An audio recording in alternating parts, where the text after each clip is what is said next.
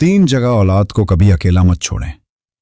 एक नाकामी के बाद जब औलाद जिंदगी में नाकाम हो जाए तो उस वक्त उसे डांट या तानों की नहीं बल्कि अपने वालिदैन के सहारे की जरूरत होती है।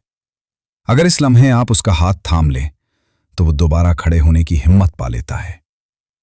2 गलती के बाद हर इंसान गलती करता है और बच्चे तो सीखने के मरहले में होते हैं। अगर वालिदैन समझाना छोड़ दें और सिर्फ डांटना शुरू कर दें तो औलाद आहिस्ता आहिस्ता अंदर से टूटने लगती है। इसलिए गलती पर सजा नहीं बल्कि सही रास्ता दिखाना जरूरी है। 3 नए रास्तों पर जब औलाद जिंदगी में कोई नया रास्ता इख्तियार करे तो उसे सबसे ज्यादा अपने वालिदैन के एतमाद की जरूरत होती है। अगर उसे अपने घर से ही हौसला न मिले तो उसकी खुद एतमादी कमजोर हो जाती है।